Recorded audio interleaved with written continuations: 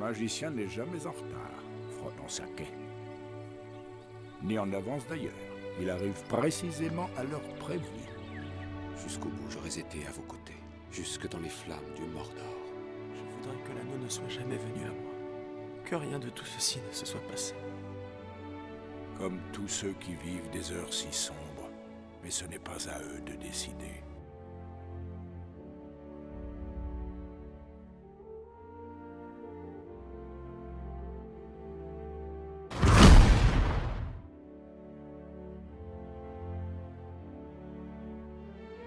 Et salut à tous, bienvenue pour un nouvel épisode enfin de Côté sur Côté.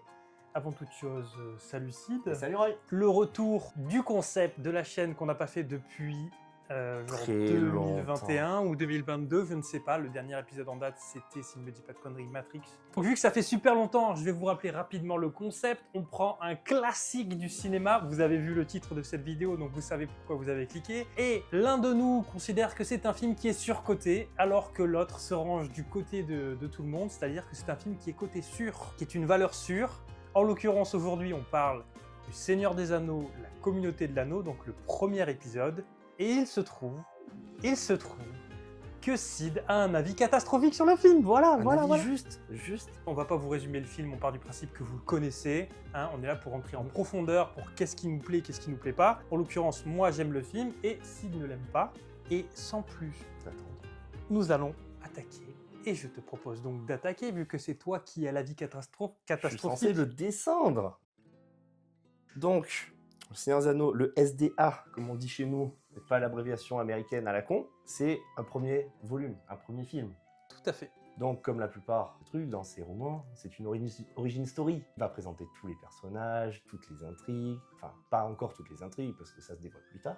Le film a plusieurs bons points. Je peux pas cracher dessus totalement. Tu fais la 100%. stratégie du je te donne du bon pour ensuite te donner... Ah ouais, non, mais parce que sur 3h et 3h40 en version longue, il y a quand même des trucs à sauver. On peut dire que les musiques qui te tiennent si cher à ton cœur sont bien, les musiques de la comté. Il y a plein de moments qui sont cool.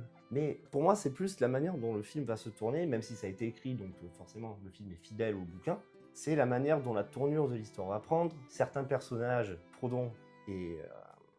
putain, comment elle s'appelle la connasse? Galadriel. Galadriel, merci. C'est pas parce que je savais exactement de qui tu parlais. Donc ces deux-là, on commence à les voir. Frodon, on le voit au début, il a l'air tout sympathique et tout. Et bizarrement, dès qu'il arrive chez les elfes, c'est fini. Le film est foutu. Alors attends. Si je comprends bien, ton plus gros problème avec le film, c'est au niveau de l'histoire. Ah oui, mais Ou l'histoire... c'est au niveau des personnages? Bah, histoire slash personnage, ça va ensemble. C'est pas le jeu d'acteur, c'est pas la mise en scène du film, c'est pas la réalisation du film, mais c'est vraiment l'histoire, surtout de personnages. Ce qui t'est raconté, qui te saoule. Ouais, quoi. non, je ne suis pas d'accord. Alors attends, et là tu es en train de me parler de Galadriel. Galadriel, elle arrive au bout de 70% du Oui, film. mais à cause d'elle, les elfes, à cause d'elle, Frodon passe du gentil hobbit qui a une quête à je veux me mettre tout le monde à dos, je veux faire ma route tout seul et je veux être l'élu. J'ai le syndrome du personnage principal. À cause de Galadriel, le film change, l'histoire change. Donc c'est elle qui induit toute la suite. Ok, donc je vois ce que tu veux dire. C'est elle qui casse la communauté de l'anneau en insufflant à Frodon qu'en fait la communauté n'existe déjà plus. Oui, simplement avant même d'avoir commencé. Parce que tout le monde va vouloir convoiter l'anneau, y compris Boromir, enfin surtout Boromir. Qui va se faire corrompre. Mais est-ce qu'elle a pas un peu raison? Non! Parce que si elle parle pas, Frodon, il va pas commencer à se douter de tout le monde, à vouloir aller dans son coin et faire n'importe quoi. Tu veux dire que c'est une prophétie autoréalisatrice, Oui, c'est ça? mais le fait qu'elle en parle, derrière, tout se réalise. Il est normal, vu que c'est un bouquin, il faut faire avancer le truc, c'est une histoire et tout. Mais à cause de ce qu'elle fait, elle va entraîner Frodon dans cet engrenage. Le moment où elle parle à Frodon, quand ils sont tous les deux, et que d'un coup, elle apparaît en super sorcière blanche de la mort, et qu'elle dit « Non, mais c'est bon, c'est moi la meilleure, c'est moi qui vais prendre le pouvoir ». Ça se voit qu'elle est pas gentille, elle a des arrière-pensées. Elle est là pour foutre la merde, et c'est ce qu'elle fait. Et du coup, derrière, t'as ton personnage principal qui partait tout bien, ça partait tout bien, tout mignon, vrille, et devient le Dark Sasuke. Bon, ok.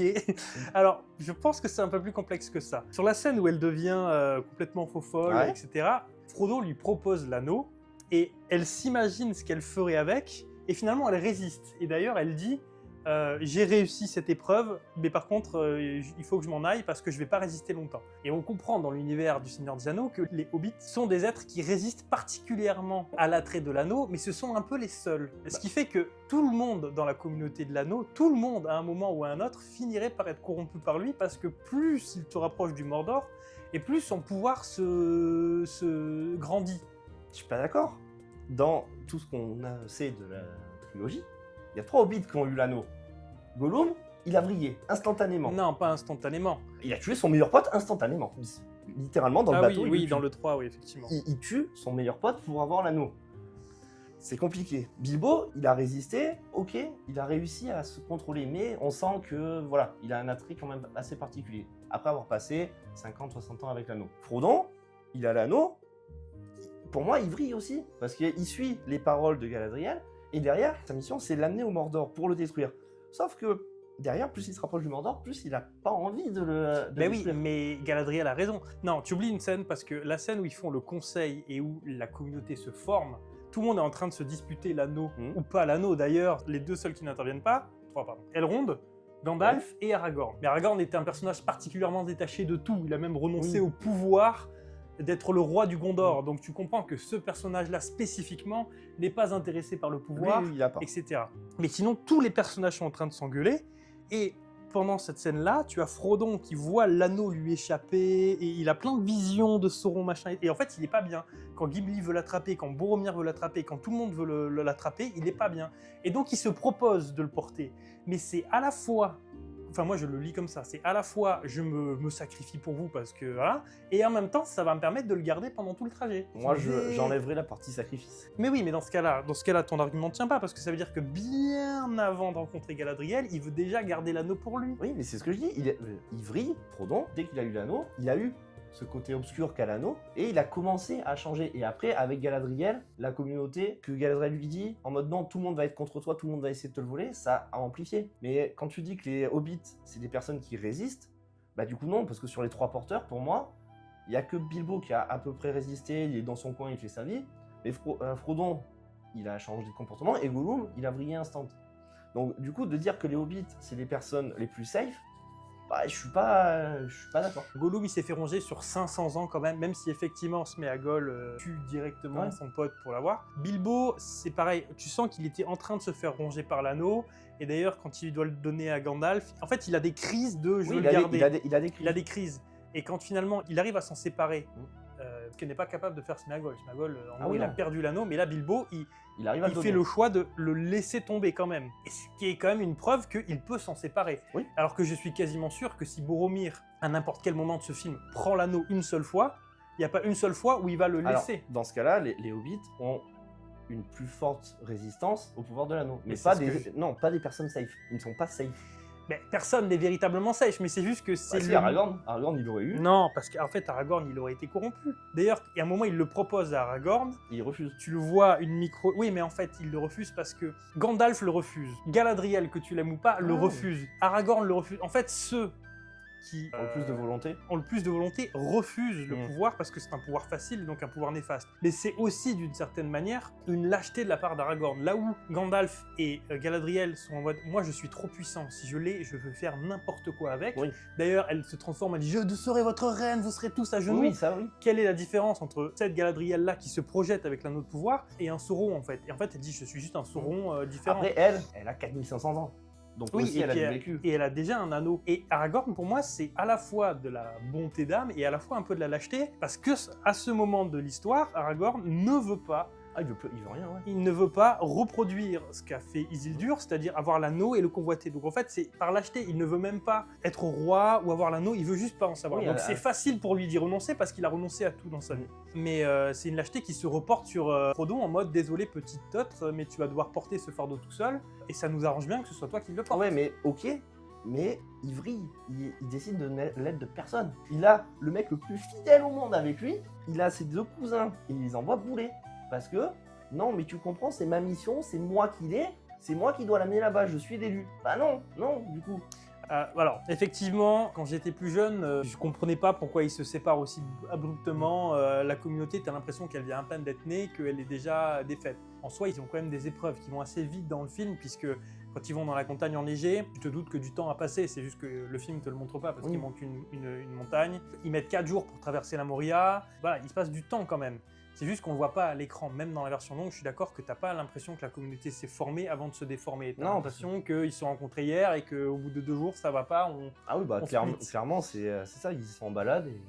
Mais pour autant, quand Galadriel parle à Frodon, elle lui dit « la communauté a déjà failli, machin et tout ». Et Frodon lui dit « je sais ce que je dois faire, mais je n'ai pas le courage de le faire ». En fait, il sait qu'il doit être tout seul et se barrer de ce groupe parce que ce groupe ne va lui apporter que des ennuis, en fait. Ça va attirer l'attention, etc. Et en fait, le Hobbit va passer inaperçu s'il est tout seul parce que personne ne se méfie d'un Hobbit, etc. Ça, oui. Donc il y a un peu ce côté, partout où je vais, je mets en danger mes amis. Partout où mes amis vont, en fait, ils vont attirer l'attention sur moi. 9, c'est à la fois trop peu pour être vraiment utile et beaucoup trop pour nous rendre discrets et safe, en fait.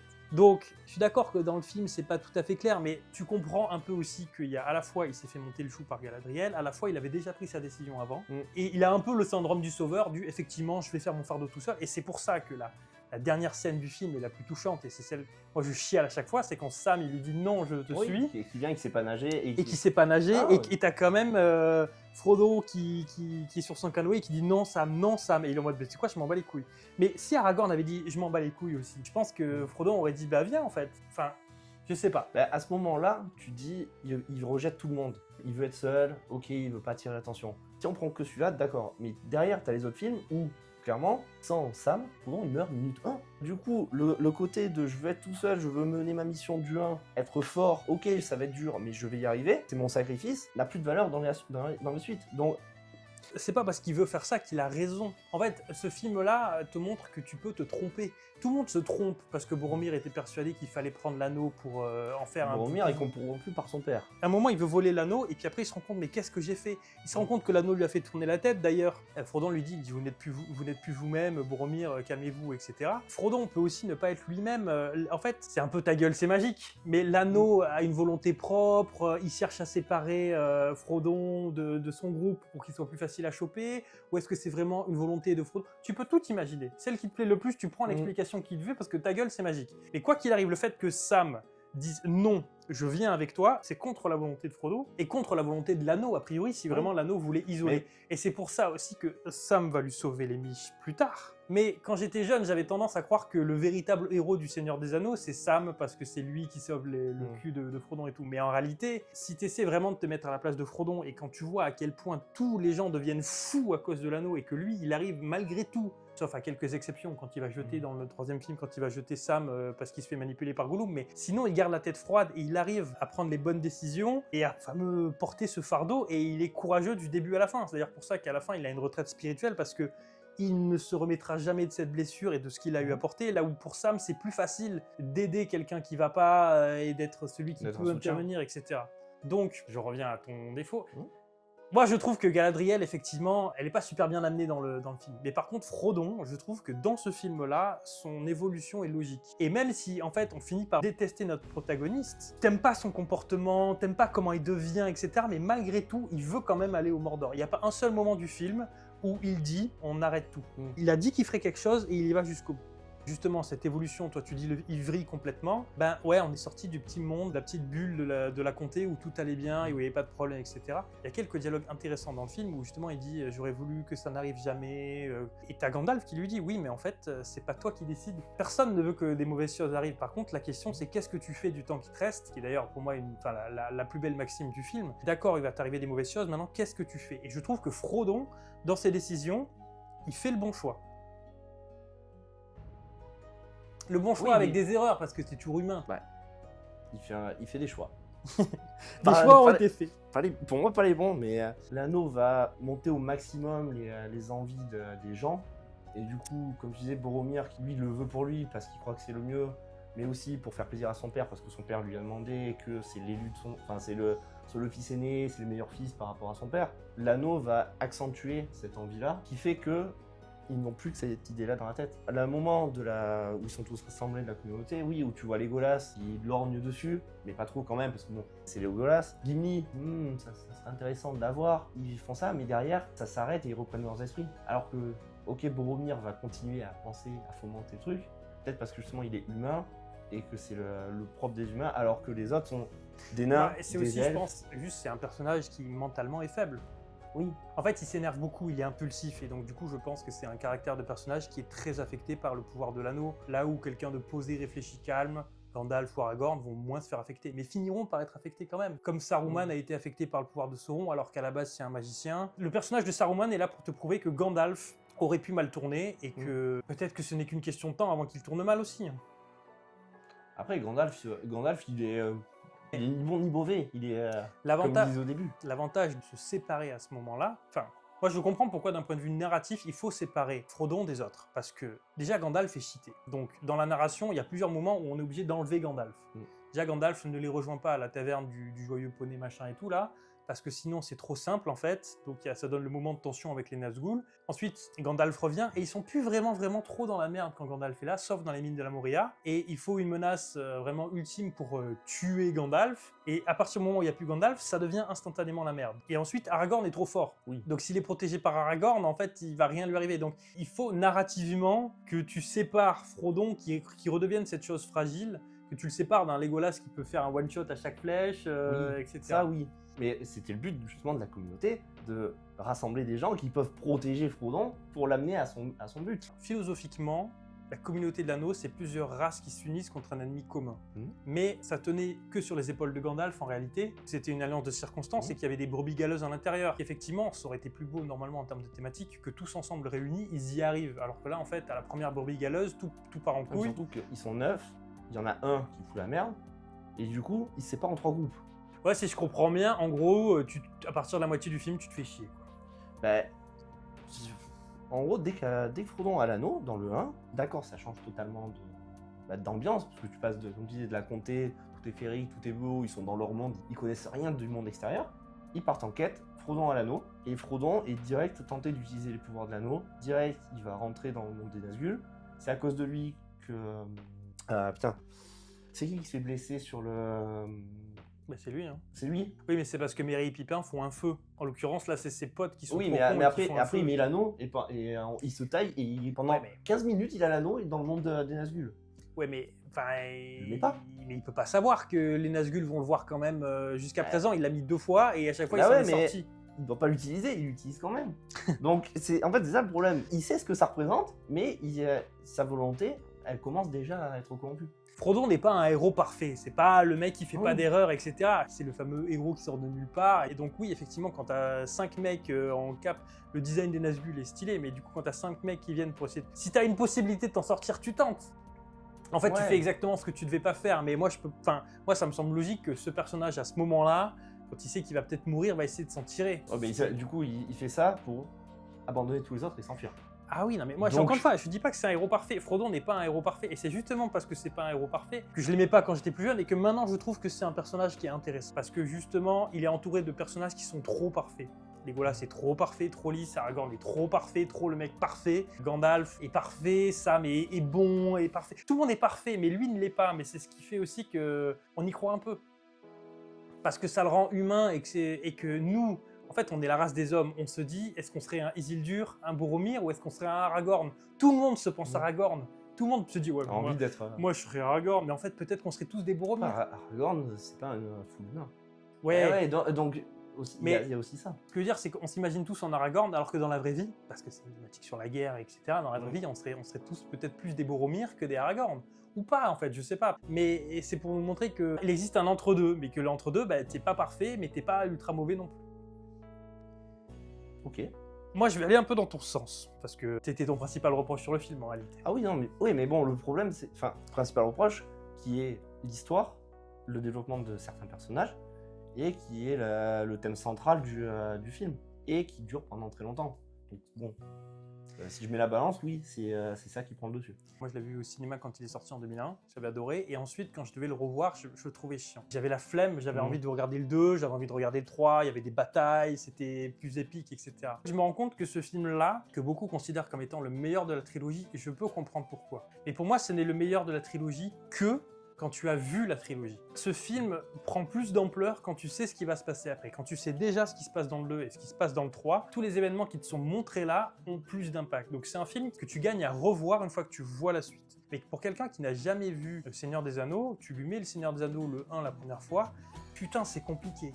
Putain, il y a un nombre de personnages de fou, ça fait référence à des trucs, à des noms en elfique, à machin, tu n'as pas compris qu'est-ce que c'est Foncombe, machin, qui est quoi, qui est qui, fils de machin et tout. Et ça peut vraiment être compliqué, mais les 30 premières minutes sur la comté, est vraiment très cottagecore avec en gros une espèce de fétichisme du petit village où tout le monde se connaît, on vit dans la nature, très la paysannerie, très cottagecore en fait, c'est une ambiance machin. Ça peut sembler super long pour beaucoup de gens qui se disent putain mais en fait on passe 40 minutes etc. Mais il faut qu'on te montre ce que tu vas perdre en fait, ce que tu risques s'ils échouent. Donc on a besoin que ce soit long au début mais surtout paisible et qu'il se passe pas grand chose parce que quand à la fin dans le 3 ils sont sur la montagne du destin et que Sam dit est-ce que vous vous souvenez du goût des framboises? Je me souviens pas du goût des framboises. Faut imaginer que le mec quand il a écrit ça il était dans les tranchées depuis des mois et en fait dans les tranchées tu te dis mais je me souviens plus du tout du goût d'une framboise en fait. Donc pour moi tout ce que construit ce film ça peut être compliqué mais en fait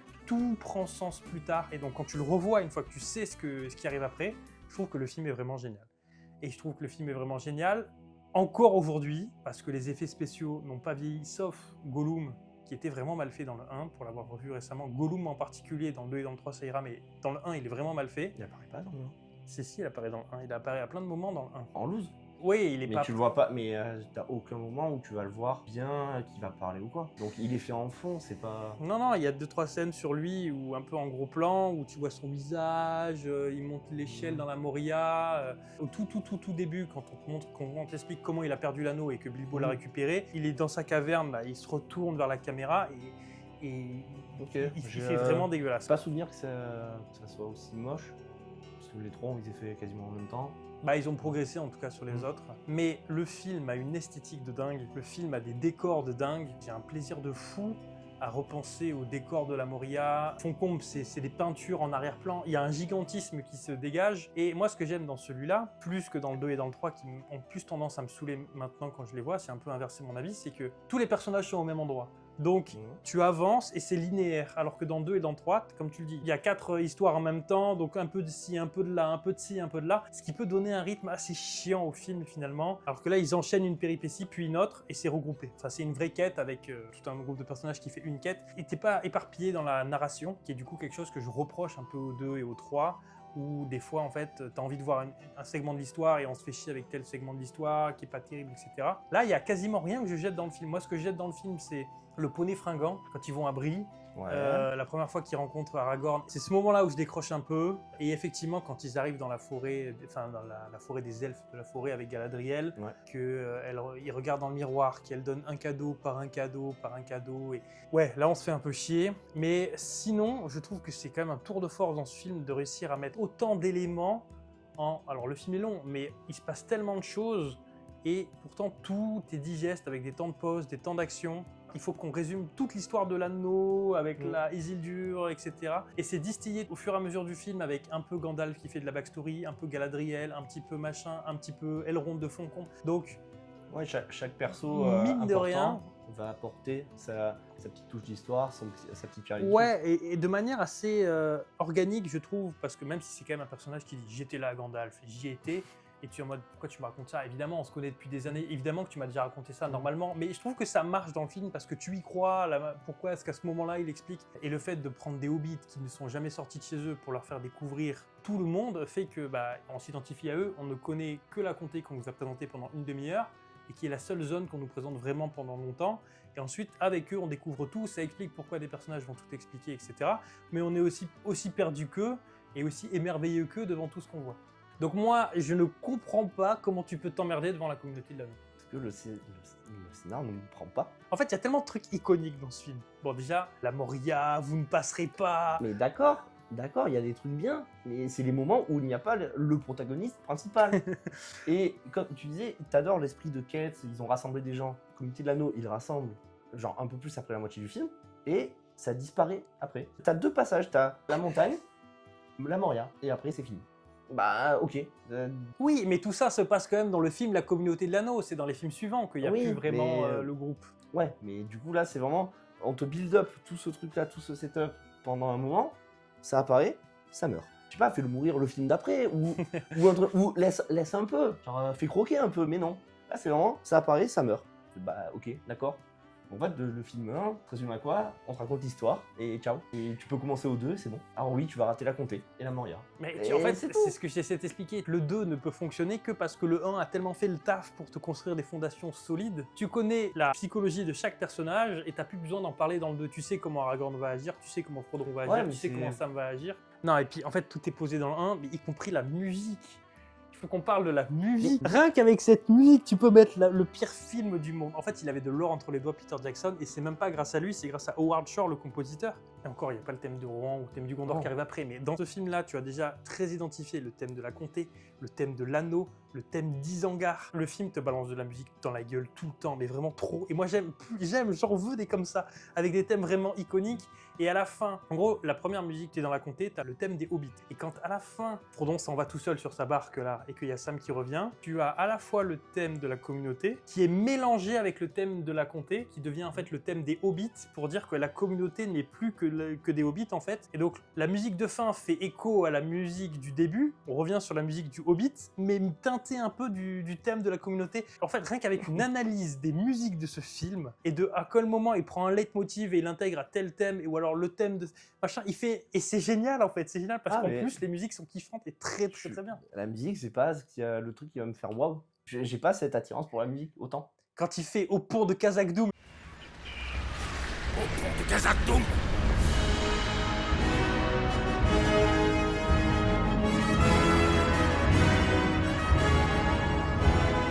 Ouais, mais là c'est la mise en scène. T'as la tu musique. as du frisson. C'est la musique associée à la mise en scène. C'est pas que la musique en elle-même. Je m'en fous qu'ils mélangent le thème des hobbits et de la communauté qui n'existe plus. J'en ai rien à carrer de ça. Ah, j'en ai rien à battre moi. Genre pour moi, genre, à ce moment-là, je suis sûr que j'ai entendu que la musique des hobbits et de la comté, c'est tout. Bah, tu feras gaffe au prochain Ouais, visionnage. Et je vais écouter, je vais faire ah oui, bah ok Mais- c'est bien. Parce que la communauté, je m'en branle complètement parce qu'elle ne sert à rien. Oui, je suis Et du d'accord coup, que ça sert pas à grand. derrière, bah, vas-y, mélange-la moi à tout ce que tu veux comme musique du film. Je vais être en mode, bah, la communauté, elle ne sert à rien du tout. Donc, c'est bon. Ça a permis juste à ce que les persos se rencontrent, qu'ils se donnent 3 lignes de dialogue entre eux, avoir des moments en séquence comme la Moria et la mort de Boromir, et c'est ciao. Putain, Legolas d'ailleurs, il doit dire trois phrases dans le film et il joue mal. Oh, je m'en rendais pas compte quand j'étais petit, mais putain, Orlando Bloom, il joue mal dans ce film, il joue mal. Non, je suis pas d'accord sur le fait que la musique est. Enfin, tu regarderas le moment où apparaît le titre Le Seigneur des Anneaux. T'as le travelling dans la maison de Bilbon, après qu'on t'a raconté l'histoire des Isildur, etc. Machin, et il est en train d'écrire et il est à propos des hobbits et tout. Mais juste avant que le thème des hobbits se lance, t'as un petit travelling dans sa maison. Ouais, T'as le titre qui apparaît sur, avec sur le truc. sur la musique qui arrive à ce moment-là. Quartier ouest. La comté. Terre du milieu.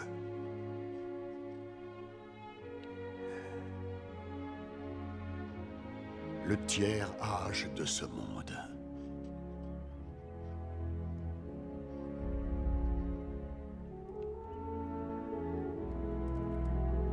Je te jure que si Oui, tu mais n'as c'est- pas la musique à ce moment-là, ça marche tellement moins bien. Oui, et si t'as pas tout le travelling, toute la réelle, c'est la musique, elle est là, et bah ok. Moi, je suis en train de te dire que ils se sont tous serrés la main en mode on va faire un banger. Bah oui, mais Et ça a été posé dans le 1. Quand dans le 2, t'as le thème d'Isengard, le tan tan tan tan.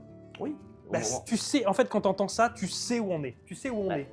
Le 1 a juste servi pour que le 2 et 3 soient meilleurs. Et le problème, c'est que du coup, il sert à ça pour sublimer les autres. Je suis d'accord que ça représente une situation, ça te permet d'avoir un thème précis sur des zones, des personnages ou autres, mais la musique juste en elle-même, tu l'as fait écouter à quelqu'un, il va te dire ouais, bah ok. C'est pas une musique qui va te faire ressentir des trucs instantanément. Le rajouter avec ce qui se passe à l'écran, ok, ça rend iconique, ça rend forcément des musiques qui vont être un peu sublimées. Parce que derrière, quand tu entends la musique, ça te fait directement penser à la scène. Et donc tu revois, donc, t'es en mode, ah ouais, cette scène elle était trop bien. Mais cite-moi une scène qui est pas bien dans ce film. À part le fait que t'aimes pas. Frodon. Oui, mais Frodon, c'est pas une scène. Mais non, Genre- mais Frodon, tout le long, dès qu'il quitte la comté, c'est ça le problème. Quand il intervient dans le conseil, il est bien à ce moment-là. Ils sont tous en train de se disputer, t'as Gandalf qui est en train d'essayer de raisonner tout le monde, et t'as Frodon qui se lève et qui dit « Je vais le faire, j'emmènerai ouais. ». Et tu vois juste Gandalf qui fait « Non, putain, machin », en mode genre, Pourquoi Tu te rends pas compte. Et en fait, c'est pour ça que je te dis que ce film-là fonctionne d'autant plus quand tu as vu le 2 et le 3, parce que quand tu vois le film pour la première fois, tu te rends pas compte de ce à quoi il s'engage maintenant. Mais maintenant que tu as vu les autres, tu sais qu'à ce moment-là, quand il se lève et qu'il dit « je vais le faire », quand tu vois ce qui va lui arriver après derrière, tu comprends Gandalf qui fait « Pourquoi t'as dit ça ? pourquoi tu es pas resté assis, retourne à la comté », tu vois, vraiment. Ouais, mais dans ce cas, il fallait pas l'amener là. Gandalf, il aurait pu prendre l'anneau à Bilbo et dire « Allez, salut !» Et non, il le touche pas de tout le film, il veut pas le toucher. Parce qu'il sait encore une fois que s'il le touche, il va se faire corrompre comme Saruman. Là, des putains d'aigles. Alors oui, il y a des aigles d'ailleurs, il lui sauve les miches déjà dès ce premier film, l'aigle, quand il est en haut de sa tour, c'est pas clair. Parce que Saruman, il y a plusieurs moments où il est en haut de sa tour, donc lui il peut y aller visiblement, mais Gandalf lui peut pas en sortir. Comme ça. Il y a un jetpack caché. Ouais, il a un jetpack caché parce que quand il sort dans la montagne et qu'il fait tomber l'avalanche, il est en haut de sa tour.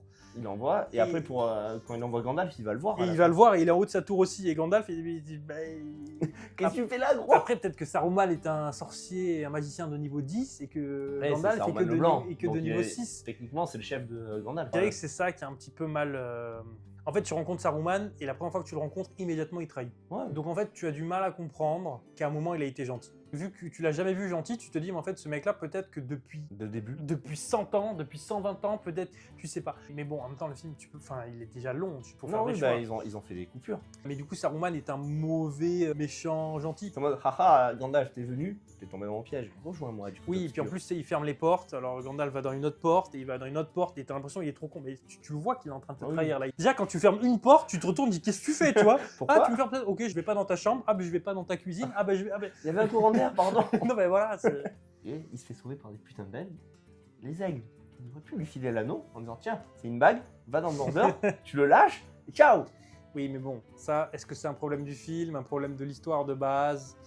Regarde le parcours que font les personnages dans ce film. On part des hobbits, puis on va chez les elfes. Les elfes sont en train de quitter le pays. Donc les elfes, c'est solide, mais ce sera pas solide pendant très longtemps. Ensuite, on va chez les nains et on se rend compte que les nains sont tous morts en fait. Ouais. Donc en fait, les nains non plus ne sont pas la solution à notre problème. Et les humains, tu ne comprends pas encore ce qui se passe, mais tu vois Aragorn et Boromir qui font que se friter, et l'un qui dit je veux pas y aller, le machin et tout le monde dit que les hommes c'est des bâtards, et en fait Boromir est un bâtard dans le film. Donc Frodon, il voit tout ça. Il voit que les elfes non, il voit que les nains non, il voit que les humains non. Donc c'est aussi pour ça qu'il prend sa décision de je me barre tout seul, parce qu'en fait visiblement tous ceux qu'on m'avait promis qui allaient m'aider ne sont pas capables. Gimli me dit vous allez voir les nains vont machin, les elfes ils se barrent, Gandalf il est mort, Boromir il veut, tu vois. Donc c'est un tout aussi, il n'y a pas, pas je vrille, je vais tout seul. Les elfes, ils avaient la solution miracle aussi. Ils prenaient l'anneau sur leur bateau, ils se barraient dans leur terre sacrée. Fini. Et tout revient à cause de l'autre pute de Galadriel. Parce qu'à cause d'elle, ils vont au Mordor. Ils vont détruire l'anneau, alors qu'elle aurait pu le prendre, hop, se barrer avec eux, le jeter dans l'océan, ciao. Les elfes étaient les rois du monde. Mais non, elle a décidé, allez faire une quête. La quête, allez-y, tout part d'elle. Je suis désolé, le film il vrille à cause d'elle. Le problème de la communauté de l'anneau, c'est Galadriel. Frodon et Galadriel, les deux, qui est d'ailleurs un personnage qu'on revoit plus du tout après. Si, tu la revois un peu. Je crois qu'elle apparaît une ou deux fois. En fait, quand tu as le flashback dans le 3, puisse cette lumière vous guider quand toute autre lumière aura disparu. Mais ça, c'est plus un flashback qu'elle revient. Non, désolé que dans ce film, il y ait des femmes qui soient proactifs. Arwen sauve les miches, Galadriel, elle recadre tout le monde. Elle leur lit ce qu'il y a au fond d'eux. Et elle dit à tout le monde, vous êtes des merdes ou méfie-toi de la merde qui est à côté de toi. Bon. Donc toi, dans un marathon Seigneur des Anneaux, le 1, c'est le mauvais moment à passer. Quoi. Ouais, clairement. Et c'est bizarre parce que dans le 2 et dans le 3, Frodon, il est pareil, quoi. Alors, tu le vois beaucoup moins. Il est beaucoup moins lead, sauf dans le 3 où toute la partie Mordor. Mais sinon, vu qu'ils sont séparés, t'as des intrigues un peu à droite à gauche. Donc du coup, tu le vois beaucoup moins. Et c'est la belle vie. Gollum prend le lead. Ouais, et du coup, Gollum montre ce que Frodon pourrait devenir avec l'anneau. Donc c'est plus une version future. Plus tard, arrivé au Mordor, Frodon est en mode non, mais en fait, l'anneau, je vais le garder. Ciao. Parce que oui, il est arrivé proche de Sauron, il a été complet et tout. Mais Gollum, c'est pareil, il a un peu navigué de partout, et il s'est retrouvé déjà au Mordor. Il avait son anneau, et il est devenu fou, il a voulu le garder. Et au final, tu donnes l'anneau à Gollum, le monde vit bien aussi. Gollum, il se cache dans une... Il a gardé plus de 600 ans. Ou un truc comme ça. C'est là que le film est un peu brouillon, mais on t'explique que là, Sauron est en train de retrouver ses pouvoirs. Donc, en gros, l'anneau, il va finir par être retrouvé. Il est plus en sécurité. Il a été pendant un moment quand Sauron était faible, mais là, Sauron est fort. Alors, le problème encore, c'est qu'on te montre pas son évolution de il est plus fort. Oui. On te le dit. Il y a beaucoup de choses qui sont montrées et que t'as pas besoin d'expliquer, mais là, c'est vraiment un moment où... vu qu'il a eu contrôle d'Isengard avec Saruman, il a une armée et tout, on dit, en fait, il réalise maintenant en mode... Sauron est revenu. Ouais, mais c'est un peu le moment du film où les gens, enfin où les personnages expliquent quelque chose au lieu que le film te le montre. Parce qu'il y a plein de moments où le film te montre ce que tu dois comprendre, mais là c'est beaucoup Aragorn pendant le conseil qui dit Sauron est plus fort, il a une plus grosse armée, et t'as Boromir qui dit attention, nous au Gondor, c'est la merde, et t'as Elrond qui dit on peut pas défendre Isengard et machin et tout, c'est la merde, et tu vois pas tout ça. Parce que les grandes batailles, elles ont lieu dans le 2 et dans le 3. Là, en fait, dans ce film, là, il y a 2 véritables scènes d'action. C'est l'attaque du troll dans la Moria, avec un petit peu quand il s'échappe, et à la fin avec les Uruk-hai. Et si tu rajoutes à la rigueur l'espèce de poulpi devant les mines de la Moria... Au début, quand Frodon il se fait pourchasser par les Nazgûl et qu'il se fait poignarder... Ouais, mais non, c'est une course-poursuite, et c'est vraiment très bien, mais c'est pas une scène d'action. Non. T'as peut-être Arwen quand elle court en... Putain, mais d'ailleurs, cette scène est géniale, et en plus t'as... Non, vraiment, je suis là, je fais super. Ah, j'ai aucune émotion. En fait, les elfes de ce film, ils me pètent les couilles. Toi, t'en bats les couilles des elfes. Mais non, mais Galadriel, elle est au courant de tout. Elle est en mode, je m'en vais. On peut plus vivre là. Bah, super. Elrond, lui, il est neutre en mode, en fait, je suis le sous-fifre de Galadriel, donc je peux rien dire. Les seuls elfes qui sont utiles, c'est dans le 2, avec l'armée du père de Legolas qui débarque pour aider au gouffre de Helm. Mais sinon, les elfes, ils me pètent les couilles. Il me pète les couilles.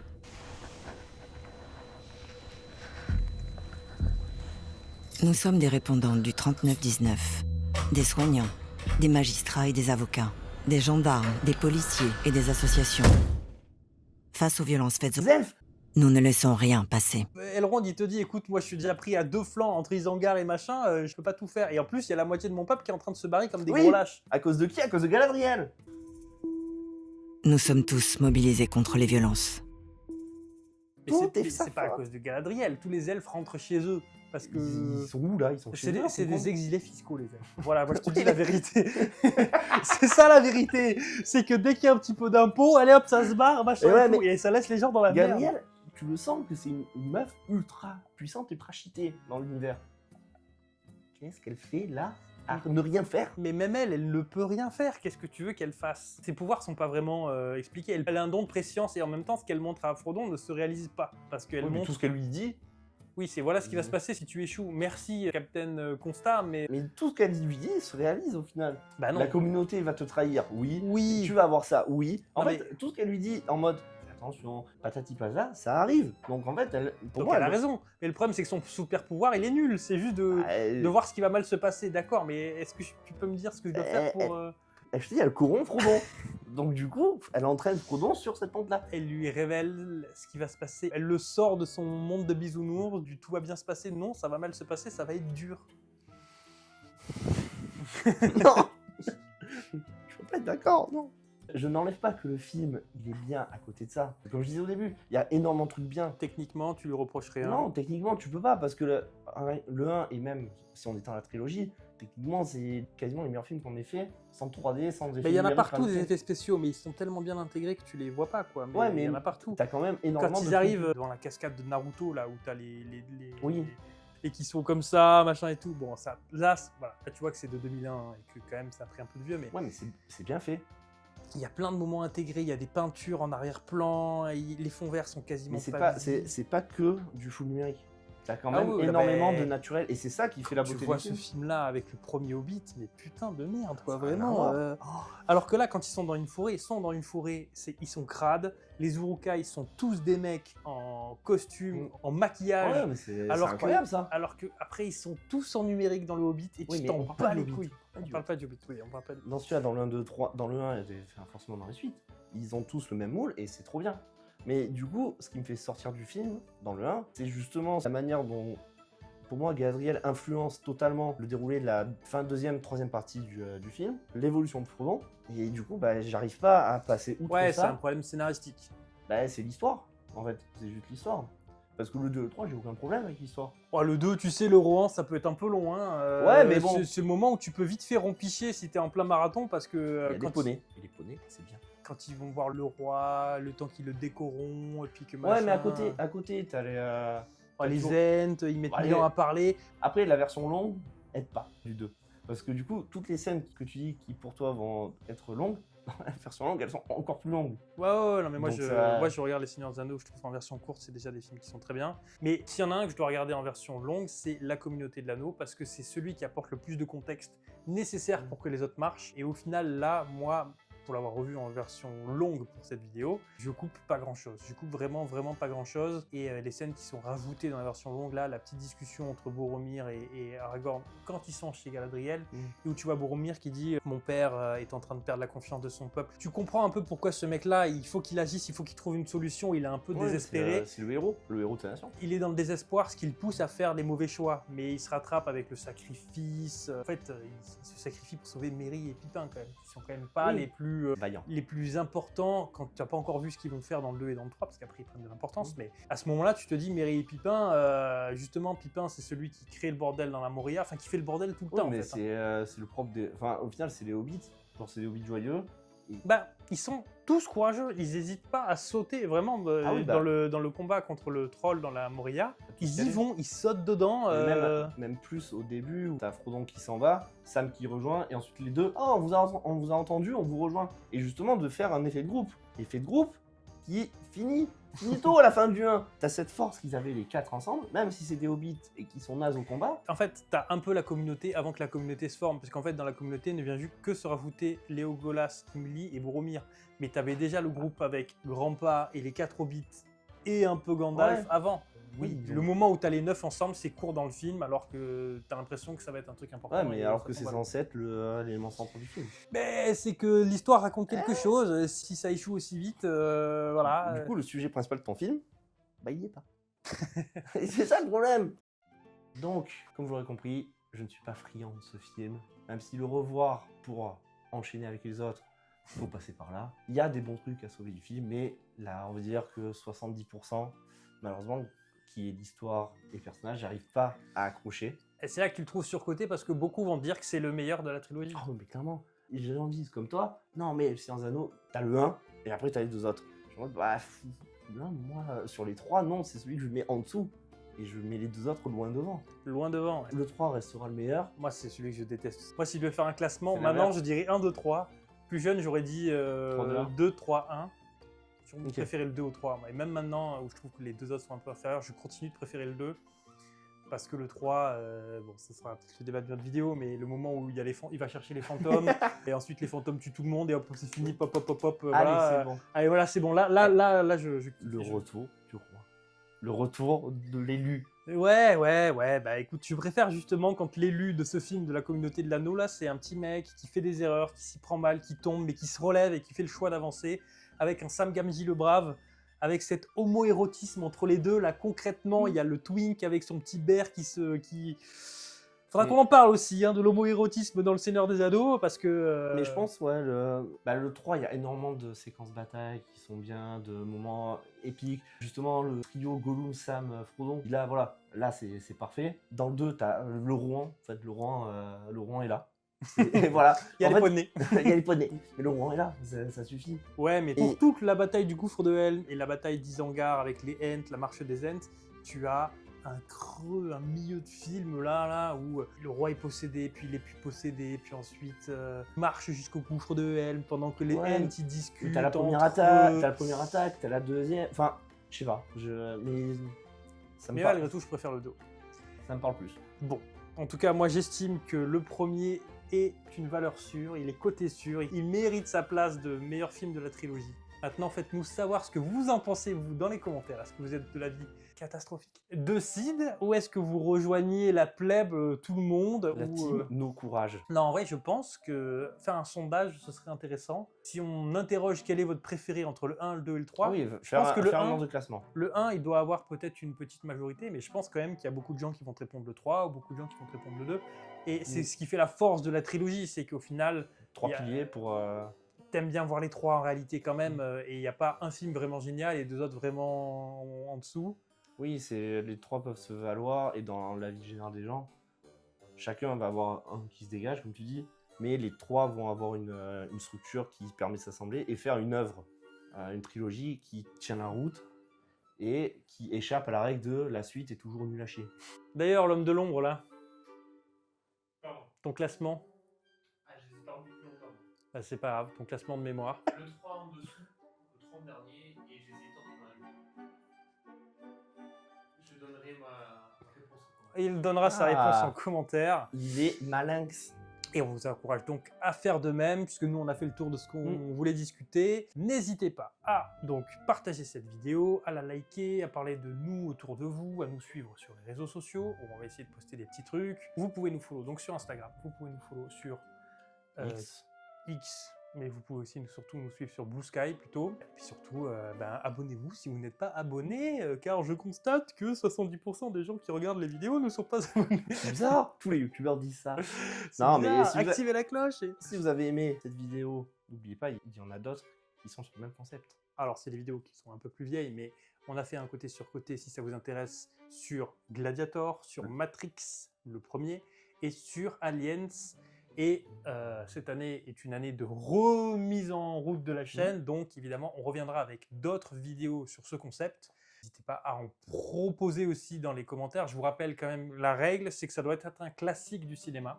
Donc désolé, mais le film qui est sorti l'an dernier et que vous avez adoré n'est pas encore un classique du cinéma. Faut attendre quelques années. En attendant, on se reverra quand on se reverra. Et salut à tous.